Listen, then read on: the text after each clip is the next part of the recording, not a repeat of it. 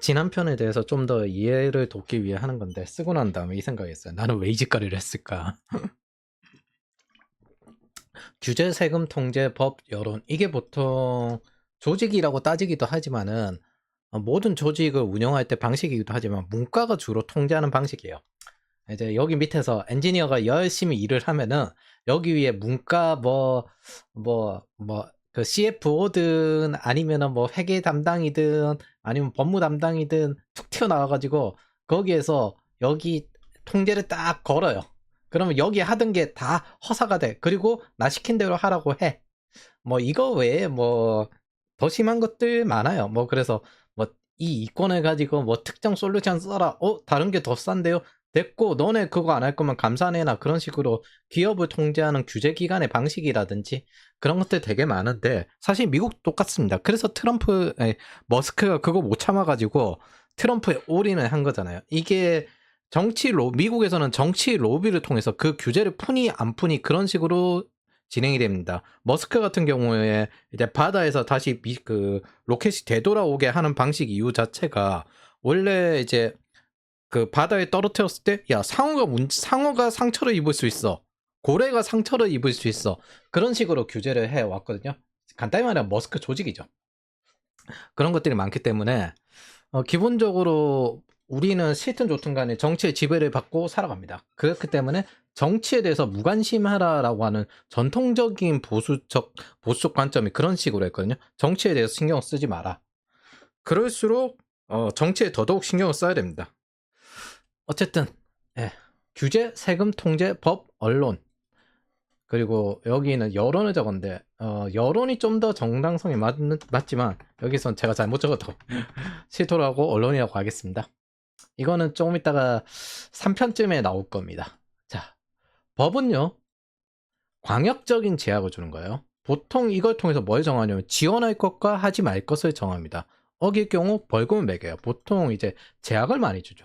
세금, 원하는 산업은 세금을 면제해주고요. 원하지 않는 산업은 세금을 더 내게 하고. 규제, 이제 전통 산업을 보호하거나 신규 산업을 죽이거나 크게 방법론으로는 포지티브 규제와 네거티브 규제가 있는데 포지티브 규제는 진흥할 것 외에 하지 못하게 하는 것, 보통 전통 산업을 보호하기 위한 형태고요.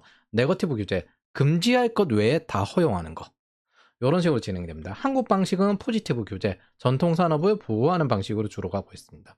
통제, 직업 이동을 못하게 만들거나 신분 변화를 막거나 규제 기관의 관리자 인맥을 통해서 산업에 직접적인 영향을 주기도 하는데 보통 신분 변화를 막기 위한 면허 제도의 기원이 이것입니다. 제가 농경 시대의 이야기를 했는데 그 당시에도 기술자는 딴 데 아무 데나 함부로 못 가요. 가족까지 인질로 다 잡아놓고 거기에 그냥 무조건 살게 합니다. 이거 현대 버전으로 바꾸면 그 면허 제도도 있고 석박사 제도는 학원에서 좀 넘어온 온 거고 그 우리나라에는 그게 있죠. 국가 전략 기술 뭐 이렇게 해가지고 여기에 엔지니어 지정해가지고 못 가게 하는 거. 그런데 다른데 이직은 못해. 그러면 연봉을 많이 챙겨주던가. 그건 안 돼. 이런 식으로 돌아가죠. 솔직히 돈 챙겨주면은 그렇게까지 어느 정도 수준까지 돈을 챙겨주고 연구자들이 보통 바라는 게 이거 인생 황금기 한번 태워가지고 한방 대박 나고 그리고 난 다음에 난 이걸로 이제 인생 편하게 살래 이런 거 바라거든요. 근데 그런 거 제대로 챙겨주면 큰 문제가 없는데 우리나라는 상법에 문제가 있어가지고 주식도 그렇게 안 나오고 세금도 높은 편이고 그래서 글로벌에 잘 팔아봐야 인생 갈아놓고 그리고 난 다음에 이제 잘리는 거밖에 없고 하기야 뭐 이 나라 자체가 뭐 그 국가가 사람 이용해가지고 다음 세대로 체인지하고 넘어간 건데 그래서 인구가 많을수록 이렇게 체인지하기가 편한 거예요. 뭐 새로운 인재 튀어나오니까 경쟁에서 뛰어 올라오는 인재 이 엔지니어로 다시 굴리면 되니까 고용하기 편해집니다. 그래서 이런 것들을 종합책으로 따지면은 관습으로 받아들여지게 됩니다. 그래서 게임의 경우에는 법이 게임의 규칙이 된다면요. 세금이 게임의 참가비가 됩니다. 그리고 규제는 게임 자체가 돌아가는 룰이 되어요. 그리고 통제, 리그 운영의 룰, 보통 이제 규제부터는 리그인데 여기서부터 어떤 팀의 편의성이 있고 팀의 편의성이 없고 이런 것들 있잖아요. 그런 것들에 대해서 유불리에 대한 룰이 되고요. 그걸 직접적으로 통제하는 것들, 그리고 심판에 맡아서 이렇게 운영하는 것들이 경쟁의 룰이 됩니다. 그래서 여기까지는 게임의 방식이라며 여기까지는 운영의 방식에 가깝다 생각을 하시면 돼요. 보통 부패는 어떻게 되냐면 부패가 보통 형성하는 방식이요. 여기 기관들이 부패를 합니다. 아전이든 뭐든 규제 기관들이 부패를 해요. 그리고 난 다음에 여기 시장의 이권과 야합을 합니다. 그러면 부패가 일어나요. 그래서 미국은 아예 그냥 로비 시스템을 해서 이기는 놈이 다 먹는 거다. 이런 식으로 정치도 무한 경쟁의 방식을 가지고 있죠. 미국 자체가 원래 왕권이 만든 국가가 아니에요.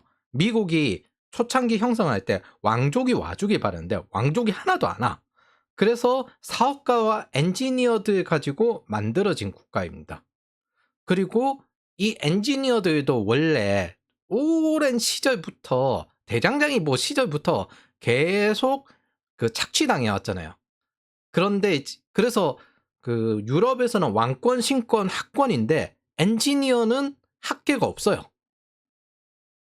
그래서 유럽은 주로 과학자 기준으로 하고 그 밑에 엔지니어들은 크게 원래 대우를 못 받았습니다. 그리고 유일무이하게 인류 역사상 엔지니어와 사업가가 키운 국가가 미국입니다. 초창기에 엔지니어들이 미국에서 학계를 형성하려고 했거든요. 그때 사업가들이 되게 많이 막았습니다. 그러다가 이제 그 엔지니어들이 여전히 커가지고 만들어지어서 성장한 국가가 미국입니다. 그래서 미국과 영국에는 독특한 개념이 있어요. 발명가라는 거. 그게 사실 엔지니어를 대변하는 내용이거든요. 학계의 지식을 기반으로 움직이는 게 아니라 원래 학계가 진두지휘하면 그 밑에 엔지니어들이 실제로 구현을 하고 고생을 하고 그렇게 하는 건데 미국은 엔지니어들이 자기네들 나름대로의 학계를 형성하면서 불가능에 도전하면서 성장한 국가죠. 그리고 그 엔지니어가 이제 한 70년대쯤부터 사업가가 되기 시작했고 투자도 하고 자 그래서 자 통제 집단 탑다운 집단을 형성할 때 이렇게 됩니다. 보스가 있고요. 이 규제 기관이 있어요. 그리고 시장이 있고 이렇게 되는데 이것도 전부 통제가 된다. 보스 입장에 통제가 된다라고 생각을 하지만 통제가 잘 안 됩니다. 보통 어떻게 하냐면은 신규의 대통령이 오든 어느 날은 똑같은데 대통령이 오든 아니면 총리가 오든 미국의 대통령도 그 트럼프가 일기 때는 똑같은데 여기에 찰밥통 공무원들이 있어요. 뭐야 새로운 일이 튀어나와. 그러면은 뭐 우리나라 규제 개혁이래.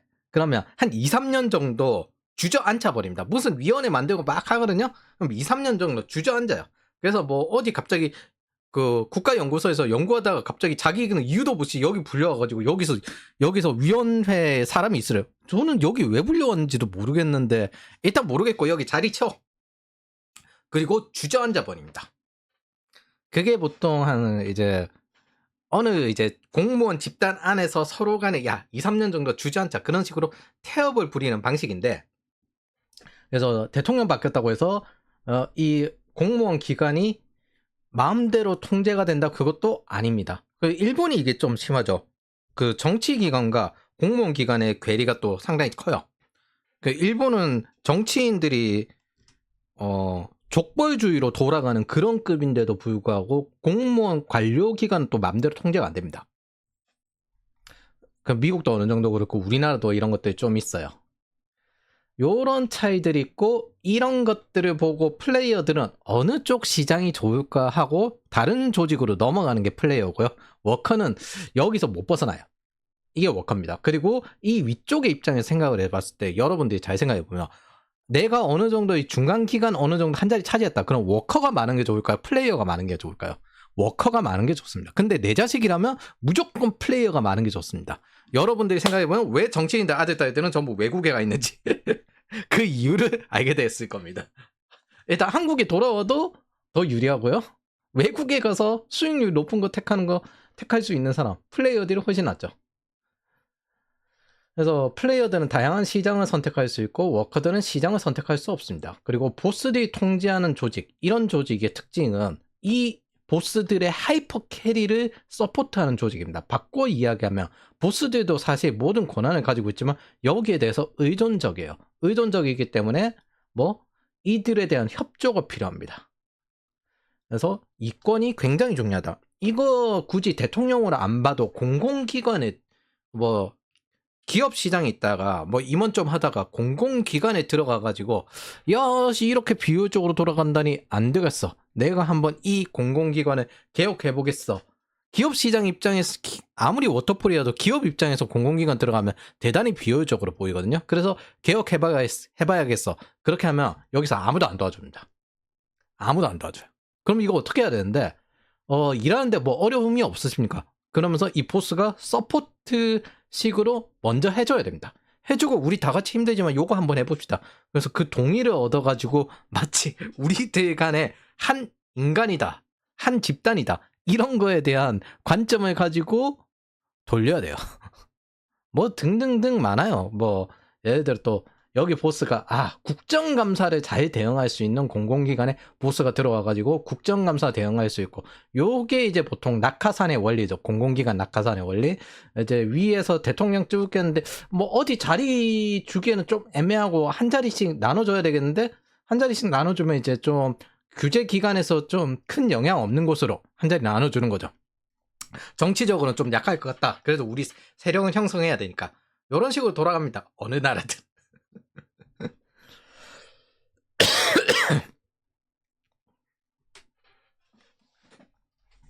그래서 이런 통제 조직에서 여기는 특권 계층이에요. 그럼 여기는 뭘 하느냐? 이권. 누가 이걸 먹을 거냐? 그래서 이걸 먹고 싶으면 우리 편이 돼. 이 이권에 걸려 있습니다. 자, 머스크는 트럼프를 지지해서 트럼프의 규제 개혁과 여러 가지 이권을 얻었죠. 그 이권이 걸려 있습니다. 반대로 실리콘밸리 기업들은 실리콘밸리의 이권이 걸려 있죠. 그래서 트럼프는 빅테크를 때리겠다고 했고, 그리고 머스크는 거기서 벗어난 거죠. 그리고 머스크의 본사는 텍사스로 옮겨가 있고 공화당 주요 지지 계층이 되었습니다. 자, 그래서 보스들은 보통 이렇게 합니다. 달성하면 저 초과 수익 줄게. 생산량 증가. 요런 것들에 대해서 걸고 거기에서 이권. 이 이익이 있다. 그럼 이 안에서 파벌물이 A가 있고 파벌물이 B가 있는데 요것들끼리 경쟁을 해요. 전통적으로 보스가 왔다 갔다 하지 않는 조직은 이렇습니다. 이게 이제 우리나라 재벌 체제나 회장 체제가 요런 방식으로 이루어지죠. 그래서 요 보스들이 잘 바뀌지 않으니까 이 이권 이익 줄게. 니들끼리 한번 싸워봐가지고 해봐. 이렇게 하면 오래 버팁니다. 내부 경쟁이 전체 입장에서 보면은 카니발리제이션이라서 별로 좋진 않은데, 문제는 보스 자리 유지하는 데는 대단히 훌륭한 조직이 됩니다. 보통 이게 이런 식으로 돌아가는 경우에는 어떤 식으로 돌아가냐면은 굳이 외부 글로벌 시장을 가지 않아도 되는 단계에 있는 국가에 이런 게 많습니다. 그래서 내부 시장 안에서 여기서 우리가 충분히 먹으면은 잘 살 수 있어. 그러면 여기 안에서 보스들이 내부 이권 가지고 열심히 노력하게 해요. 그리고 난 다음에 그 중에 잘난 애들 여기 위에 임원으로 챙겨주고, 너네들 내 문거리 권력이야. 그리고 글로벌로 가면은 바로 약해져요. 이런 것들 제3세계에는 여전히 많을 겁니다. 인도의 타타도 뭐 그쪽 계열이라고 생각을 하긴 하는데, 그래서 이런 것들 부족 내 이권 경쟁, 카니발리제이션을 일으킵니다. 왜? 먹을 수 있는 것들은 한정이 되어 있으니까. 하지만 그 안에 이 이권을 줄 수 있는 특권은 보스입니다. 보스에게 위협을 주진 않아요. 왜? 이 능력 있는 애들이 무조건 보스의 문고리 권력으로 만들어져야 됩니다. 그리고 순간의 성과급을 받아요. 장기적으로 고정금을 받는 건 특권 계층입니다. 순간의 성과급으로 보스보다 더 많이 받을 수는 있어요. 근데 길게 가는 건 보스입니다. 이게 특권 계층의 형태입니다. 그래서 제가 배당금을 좋아해요. 새로운 우순한 도종자가 있는데 이 이권 경쟁에 계속 참전하지만 특권 계층은 적게 먹어도 자동 사냥이 되게끔 만듭니다. 제가 왜 배당금 좋아하는지 아시겠죠? 정기적인 루틴, 이것들이 습관화되면요, 이 리그가 만들어지길 바래요. 그리고 이게 문화화되면 관습적으로 다들 이 생각을 합니다. 저 이권 이익을 니들이 우리 무리에서 달성해내야지. 우리가 승리했어. 그리고 그 이권에 의해서 고정급 받고 있는 보스는 저기 특권 계층으로 쭉 가고요. 누구도 여기 위를 위협할 생각은 하지 않습니다. 영주도 돌아가는 방식이나 아니면 초기 기업들 돌아가는 방식이 이게 어느 정도는 효과가 있습니다. 숫자가 적을수록 많이 통제가 잘 될수록. 근데 규모가 커질수록 이 통제가 점점 안 돼요. 그때는 이제 조직을 구조 개혁을 한번 해야 됩니다. 근데 가끔 규모가 커진 상태에서 직권화를 하려는 그런 경우가 있습니다. 그 경우에는 분권화된 상태에서 이거 뭔가 너무 복잡해서 복잡성은 내가 감당하지 못할 것 같은데 그 직권화 해야 되겠어. 그래서 위에서 MT 캐비넷에 불리는 문과 사람들이 딱 들어와서 통제하는 경우가 있거든요. 그게 그런 경우에 보통 무너지는 거 되게 많이 봤습니다. 그거 작은 조직이든 큰 조직이든 보통 지금 현재 삼성이 하고 있는 게 이거고요. 그 다음에 저쪽에 보잉, 인텔 이런 조직들이 위에서 MT 캐비넷에서 뚝 나와가지고 그렇게 하는 경우가 많습니다. 그리고 이게 외부 경쟁에는 대단히 약한 편이기 때문에 바꿔 이야기하면 퀄리티 있는 제품을 만들어내지 못한다는 거잖아요. 그냥 먹혀있는 시장에서 고정적으로 계속 나오는 것들이 있어요. 그러다 보니까 퀄리티 있는 제품, 새로운 신제품 이런 걸 만들어지지 못하고 경쟁에서 좀 밀리기 때문에 뭘 하냐면은 외부의 정치적인 특권의 혜택을 보려고 꽤 많이 합니다. 그래서 로비를 한다든지 아니면 옛날에 대마불사 이렇게 했다든지 요즘 같으면 PC주의 그 정치 그 대표들이 MT 캐비닛으로 돌리면서 그 PC주의를 한다든지 그런 것들 되게 많이 합니다. 그러면 거기에 대해서 있는 고객도 나가기 시작하면은 그때부터는 죽기 시작해요. 그래서 관리자를 사회주의 형태로 바꾸면 어떻게 되냐? 저기서 여기가 정치군인으로 쫙 깔리게 됩니다. 나치나 그 소련의 정치군인으로 쫙 관리가 되고요. 보스의 그 정권의 위협이 되는 게 제일 안 좋습니다. 그래서 항상 여기에서 실제로 일하는 사람들에 대한 감시 체계를 갖춰요. 그리고 봉건 영주처럼 돌아가게 됩니다. 그게 크든 작든. 그러다 보면은 6.25 같은 사태도 생기는데 이렇게 6.25 같은 사태가 뭐냐면은 그 낙동강 전선만 남겼을 때 그때 운이 크게 두 가지가 동작을 했습니다. 첫 번째는 워커 중장이 원래 미국은 한국인 빼가지고 저기 남태평양 저기 지역에다가 섬나라를 그냥 주려고 했거든요. 다 옮겨가지고. 근데 워커 중장이 메가더 그쪽 사령부 쪽 사람이 아니에요. 느닷없이 끌려와가지고 거기서 정말 신급의 방어전을 펼칩니다. 두 번째는 어느 정도 북한이 유리해지니까 사단장들끼리 경제를 해요. 누가 공과를 먹을 건지. 그래서 이런 게 사실 워터폴 회사의 팀 간 견제도 있거든요. 폴리티컬 이슈. 예를 들어 보안 컨설팅 갔으면 다른 팀 인터뷰하지 말라는 말도 안 되는 그런 갑질도 가끔 나와요. 가끔 나오는 게 아니라 자주 나와요. 옛날엔 더 심했어요. 경쟁팀을 아예 일을 못하게 하기 위해서 뭐 어떤 식으로 팀 간의 야합도 있고 서로 간의 총질이 진짜 난립하는 것도 많고 이런 것들은 한때 마이크로소프트에도 꽤 많았던 겁니다. 여전히 일본에도 많을 거예요. 그리고 이런 것들을 좀 그래도 긍정적으로 돌아가는 부분은 뭐냐? 뭐 창업센터 같은데 지원금을 받아요. 그럼 거기에서 공무원이 어느 정도 일하기 편하게 사진 찍어주고 제가 여기에도 도움을 많이 받았습니다. 이렇게 해주면 이 다음에 또 지원받을 수 있는데 공무원이 추천을 한 번 더 해주는 뭐 그런 것들도 있습니다. 사실 이 정도 구조만 돼도 상당히 선진적인 거예요. 이건 뇌물을 주고받는 게 아니라 각기 필요에 의해서 성과를 거래하는 거니까. 나중에 이제 좀 더 이런 방식들이 있는데 뭐 뇌물을 요구하는 방식이 아니라 우리가 이 일을 먼저 처리를 해야 되는데 그 담당자가 좀 더 컨설팅을 할 수 있게 그 퇴근 후에 이것들에 대해서 따로 일을 할 수 있는 걸 고용을 하는 거예요.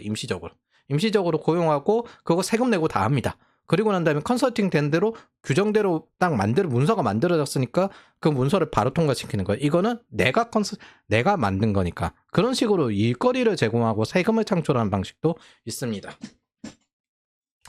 그래서 이런 것도 있고 다섯 번째 적당한 관리자 위치를 좋아하는 하위 기관. 그러니까 요게 뭐냐면은 사람들 생각은 그래도 재산까지 올라가고 싶다 이런 거 잘 안 합니다. 보통 결혼을 하면 어떻게 되냐면은 이제 내가 돈을 버는 이유가 너무 매몰 비용이 커. 그래서 내가 돈을 버는 이유는 가족을 위해서야. 그리고 여기 위에 위태롭게까지 올라가고 싶진 않아. 적당히 적당히. 그것도 있거든요. 국가기관에서 좀 뭐 잘 나가는 국가기관 있다 그러면은 한 많이 올라가 봐야 4급까지 올라가면 그때부터 고민합니다. 내가 여기까지 박살이 땄어. 근데 이 이상부터는 국정감사의 영역이야. 그리고 일도 더 늘어나. 올라가야 될까 말아야 될까. 보통 거기서 계시는 분들도 있지만은 그만두고 나와가지고 이제 사업을 하시는 분들도 많아요. 그런 것처럼 여기 적당한 성공에 만족하는 사람들이 있어요. 많아요. 많아요. 그러면 이게 어떻게 저 통제 조직이 운영이 되냐. 여기 보면 밑에 보시면 흑인 노예들 숫자가 백인보다 숫자가 많잖아요. 그러면은 흑인 노예의 관리를 흑인 노예자에게 맡기는 겁니다. 노예에게 맡기는 겁니다. 노예 안에서 계급을 만들어요. 그럼 노예 안에서 신분이 나눠지고요. 이런 것들이 그대로 전달이 돼서 흑인 해방 이후 본국으로 돌아가요. 그럼 라이베리아 흑인들은 자신들이 아프리카 흑인들과 다르다고 여기면서 여기에 또 신분을 또 만듭니다. 이런 것들이 역사상 좀 영향을 많이 미쳤는데, 예를 들어 로마 같은 경우에 그 글래디에이터들이 검투사들이 반란을 일으켰는데, 반란을 일으킨 건 둘째치고 그래 첫 번째는 승리를 했어. 문제는 어디로 갈지 애매해져요. 저기 밖은 야만족 도시고 잠깐만 내가 고향으로 돌아가지 않으니까 여기는 그래도 도시잖아. 여기를 남고 싶은데 저기 밖은 야만인 도시고 야만인 도시로 돌아갈 거냐 말 거냐 그런 것들에 대한 고민이 많이 익혀집니다. 이런 하위기관 관리자들이나 이런 거에 굉장히 익숙해진 통제에 익숙해진 사람들은 조직론 이 자체가 집단론의 전부입니다. 세상은 모두 이렇게 돌아가야 돼. 세상의 모든 조직은 이렇게 돌아가 있고 이유는 모르겠어. 내가 이게 관습이고 이게 편해졌어 이제. 이런 식으로 접근하게 됩니다. 그리고 이런 구조는 내부 경쟁에서 밀리면 집단에서 쫓겨날 수도 있지만 외부 경쟁에서는 굉장히 약해진다. 여기 게오르기 주코프라는 소련의 나치를 이긴 장군이 있거든요. 이 사람이 어떻게 이겼냐? 시작하자마자 정치고인 쫓아내는 것부터 시작했습니다. 그래서 이런 통제 조직들은 어떻게 돌아간다? 보스의 하이퍼 캐리를 위한 나머지 모든 서포트로 돌아갑니다. 이 조직 자체의 존속이 목적이 아니라 이 통제된 분은 보스의 특권 자체가 목적이에요. 그리고 그걸 이 조직 자체의 존속과 일치시킵니다. 바꿔 이야기하면 보스가 판단을 잘못하는 순간부터 이 조직 전체의 목숨이 나가리 나는 거고 그 밑에 있는 사람들도 모두 조직의 생존에 영향을 받아요. 즉 보스의 판단 한마디에 그 전체가 영향을 받아요. 그리고 이건 그대로 공리주의로 이어지게 되죠. 다시 말하자면 이런 조직은 보스의 하이퍼 캐리 조직입니다. 바꿔 말하면 우리나라 이제 여러 가지 계열사 어쩌고 저쩌고 해도 회장님의 하이퍼 캐리 조직입니다. 회장님의 서포트 조직이란 거예요. 임원들도 다 똑같습니다. 보통 회장님이 자회사들 장악을 할 때 어떻게 하냐면 인사팀부터 장악을 하거든요. 이제 그 장악하고 난 다음에 이제 결정을 하는 거예요. 이 회사를 뭐 매각을 할 거냐, 구조조정할 때는 매각을 하는 경우도 있고 뭐 합병해가지고 상장을 시켜가 계열로 이렇게 올리는 경우도 있고 등등등입니다. 그래서 보스들의 목표는 이 특권을 유지하는 겁니다. 자신의 인적 자산, 물적 자산, 사회적 신용을 잃는 걸 제일 두려워합니다. 바꿔 이야기하면 영주들 입장에서는 이 인적 자산, 뭐 이 이권 경쟁을 하는 이 인적 자산이 외부로 나가지 않게끔 잘 통제를 해야 되겠죠. 그게 농로도 있겠지만 농로보다 더 제대로 관리하는 게 엔지니어 계통들, 대장간 같은 그런 쪽입니다. 특히 그 당시에 갑옷 이런 거 만들려면 농로 20가구급의 그 자원이 필요하거든요. 그래서 저런 것들을 철저하게 관리를 하고 이 특권을 유지하기 위한 목적으로 방해를 합니다. 최대한. 그리고 이 특권이란 거는 무엇을 가지고 있다? 세금, 이익을 징발할 권리를 가지고 있습니다. 그리고 특권을 잃는 경우는 뭐 내가 줄 거 주면 차라리 특권을 잃잖아요. 근데 뭐 경쟁을 할 경우에는 특권을 잃습니다. 그래서 이 보스들이 제일 무서워하는 건 경쟁을 하는 겁니다. 그래서 그 싸우지 않기 위해서 뭘 해요?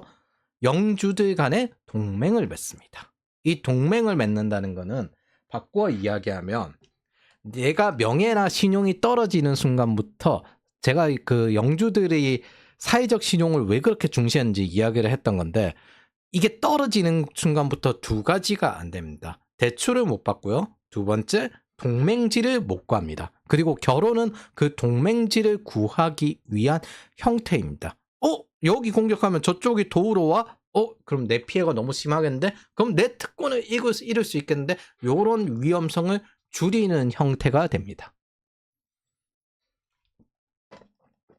즉, 특권이란 건 이권과 가장 큰 차이입니다. 경쟁이 필요가 없는 독점적 권리, 저걸 특권이라고 합니다. 국가가 점유한 공권력, 이거 경쟁을 하나요? 경쟁하지 않습니다.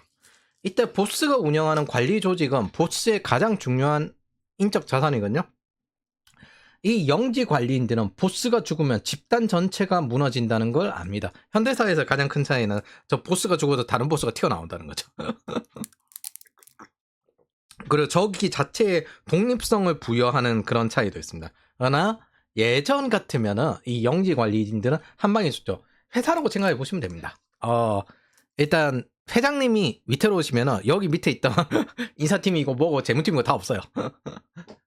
그래서 전체 구조를 짜놓고 구조를 굴리는 엔진은 이 사람이 담당합니다. 이게 구조주의입니다. 이 구조의 틀에서 벗어나는 걸 두려워하는 사람을 육성하고 그 엔진에 있는 사람들은 훌륭한 구성원이라고 띄워주는 것, 그런 것들이 이 조직을 키우는 방식이에요. 사람들은 그 구성원으로서 나름의 자부심을 가집니다. 나는 여기에 모범 시민이야. 밖을 나갈 수는 없어요.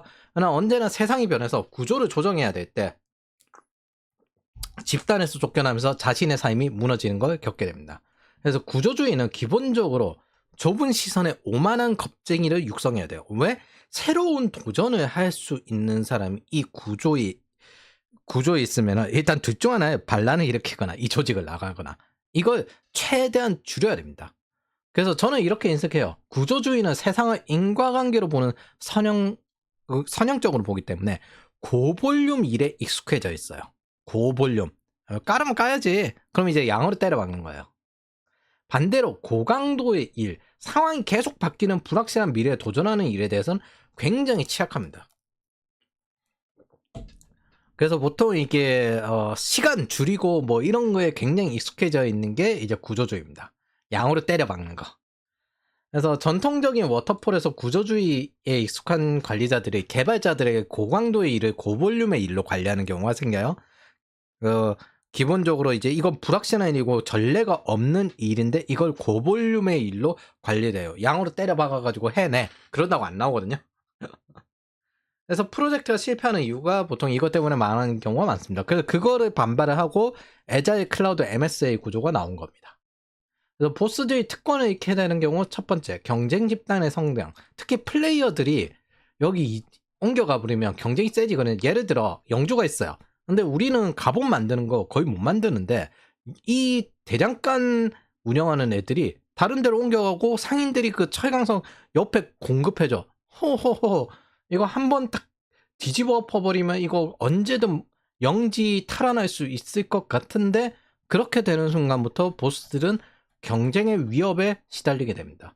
그래서 보스들이 제일 주로하는 건 경쟁 집단의 성장이고, 현대사회에서는 그래서 국가의 로비와 이런 것들을 통해서 진행을 하는 겁니다. 카카오톡이 처음에 나왔을 때 방통위에서 문자를 공짜로 할 수 있다라고 이야기하니까 김범수 의장이 갔을 때 이거 법으로 안 된다라고 했습니다. 그래서 김범수 의장이 전 부처를 돌아다니면서 봐라, 법에 문제가 없다고 승인을 받아왔다라고 하니까 방통위에서 뭐라고 했냐면, 당신 말이 맞는데 통신사 로비 때문에 안 된다라고 했습니다. 그럼 법에 문제가 없네? 그래서 그냥 카카오톡을 만들어요. 만들고 난 다음에 사실 아이폰 들어오는 것도 되게 제재를 했었죠. 근데 카카오톡을 만들고 난 다음에, 그리고 난 다음 통신사가 카카오톡의 속도를 조절하기 시작합니다. 그래서 카카오톡이 통신사에게 이렇게 속도를 조절 당하고 있다 또 오픈해요. 그렇게 해서 지금의 형태가 된 거고, 그 이후 그 카카오 출신들의 스타트업 창업자들이 많이 나왔어요. 이걸 지방물류센터로 보면, 지방물류센터가 법을 지키지 않다가 더 임금이 높은 쿠팡물류센터가 들어오면 무너지는 법이에요. 이런 식으로 꿀 빨고 있다가 경쟁 집단이 들어오면은 대단히 힘들어집니다. 그럼 여기에 있던 일 좀 한다는 사람들도 전부 쿠팡 물류센터로 다 넘어가겠죠. 두 번째, 하위 조직원이 자산 축적하는 걸 대단히 싫어합니다. 그 영주들이 왜 세금을 빡빡하게 걷냐면요. 전쟁도 있지만 일본 같은 경우 거의 70%를 걷었거든요. 조선이 이래저래 욕을 해도 나름 초창기에 임진왜란 이전까지 대단히 잘 돌아갔어요. 조선은 군대가 약하다. 군대가 약한 이유가 세금을 20, 30%밖에 안 걷기 때문입니다. 조선은 세금을 적게 걸어요. 왜냐하면 고려 때 세금을 엄청 많이 걷어가지고 사람들 민생이 다 망가졌었거든. 그래서 거의 자산 축적을 못 시키게끔 합니다. 나중에 이거 이야기할 건데 왕정 시기 스페인은 빚에 얻어기다가 성직자들과 유대인들의 자산을 강탈했는데 이 강탈한 거 대가로 네덜란드로 다 넘어가가지고 유대인들이 거기 돈 벌었고요. 그 다음에 이제 영국으로 넘어가가지고 대영 제국이 됩니다. 전통 기업에서는 자차도 강요하고 결혼 강요하고 회식 강요하고 이렇게 하면은 일단 성장도 못하고요. 결혼 대출금은 일단 무조건 나오죠. 그리고 자차 강요하고 그래서 그 말 안 듣는 직원이 있으면 결혼시키라는 게 옛날부터 내려왔습니다.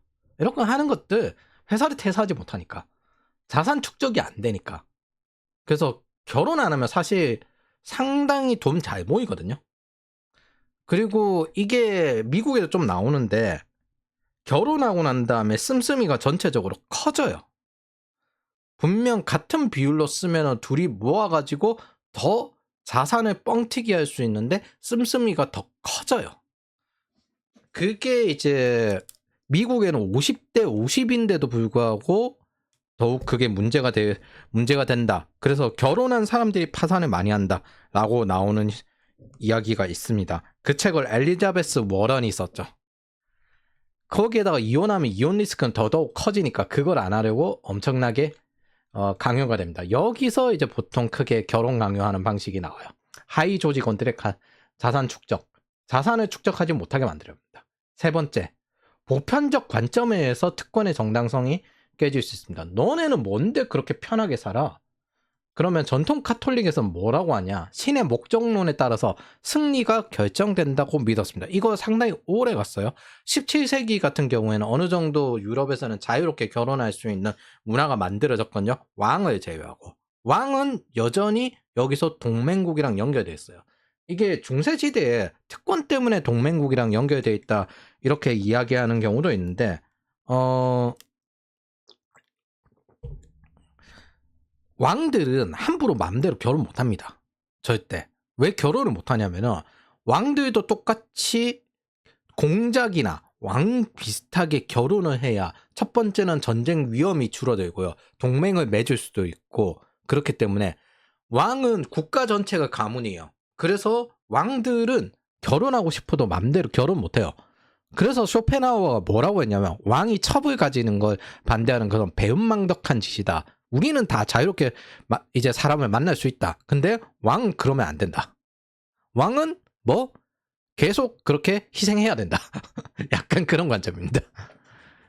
그래서 꿀벌 구조의 정당성이 있다. 이런 뭐 삼계층, 왕, 신하, 그리고 농노 이런 정당성이 있다라고 하는 것들이 보통 종교가 합니다. 초창기에는. 불교에서는 전생의 공덕에 따라 태어난다고 했고 왕권은 신이 정하신 것이며 세상의 진리에 다 있는 것으로 받아들여져야 합니다. 옛날 어르신들 중에서 아직까지도 그 뭐 이런 비슷한 관점 가지신 분 많거든요. 그래서 다음 시대 계몽 시대 같은 경우에는 이런 중세 봉건제 이런 걸 엄청 까요. 격화시킬 수밖에 없어요. 그래서 계몽주의가 봉건제 왕권에 비판하는 것도 이 때문인데 사실 이게 정말 살기 어려웠으면은 인구가 줄었습니다. 근데 인구가 계속 늘어나는 이유는 살만해지기 때문에 이전보다 인구가 늘어나는 거예요. 이거는 부정할 수가 없어요. 살만해지면 결국엔 인구가 늘어나요.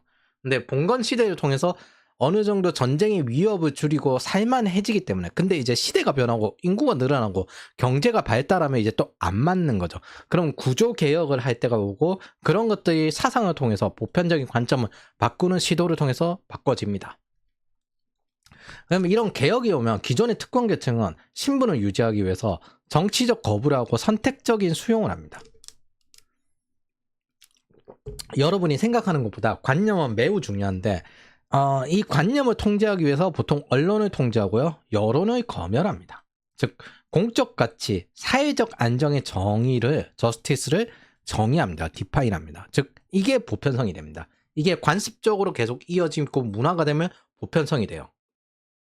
그래서 왜 우리가 중국을 많이 보잖아요. 중국이 황구시부를 통해서 통제를 하고 결제와 그 다음에 실시간 감시를 통해서 여론을 검열합니다.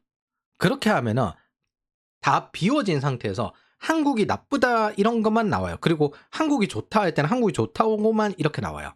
그게 만리방학의 벽에서부터 계속 이어진 중국의 검열 방식이거든요. 사실은 중국인 자체가 나쁜 게 아니라 중국 자체 전체가 그렇게 돌아가는 겁니다. 그런 식의 방식에서 내가 시선이 갇혀있고 그 구조 안에서 갇혀있기 때문에 외부 세계가 어떻게 돌아가는지 몰라요. 그리고 나는 살아남기 위해서 여기서 하루 종일 일만 하고 생각 없이 살아가야 돼. 보통 이제 농사를 짓거나 공장에 가거나 이렇게 하면은 머리가 점점 나빠지는 게 느껴지거든요. 생각할 게 점점 줄어들어요. 고볼륨 일이 이런 식의 특징입니다. 근데 그 고볼륨 일을 하는 사람에게 언론에 관련된 것만 탕 던져놓으면 그대로 그냥 주는 대로 흡수를 해버려요. 이게 진짜 사람 세뇌하는 거는 가둬놓고 고볼륨 일 시키고 거기에 말로 세뇌시키는 게 제일 편합니다.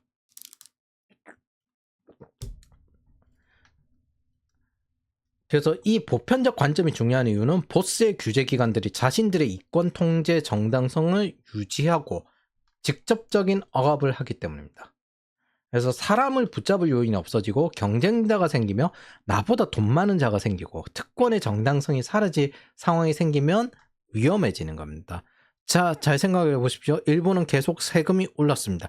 그럼에도 불구하고 일본은 아직까지 족벌주의 정치를 하고 있습니다. 현대사회에도 이 특권 유지가 상당히 작용을 한다는 겁니다. 흔히 말해서 뭐 복지를 추구하는 거 그런 이유들 다 자체가 새로 밑에서 올라오지 못하게끔 자본 축적을 방해하는 목적이겠죠. 근데 먼저 축적한 사람들의 입장에서는 그게 유리한 특권 유지 방식이 됩니다.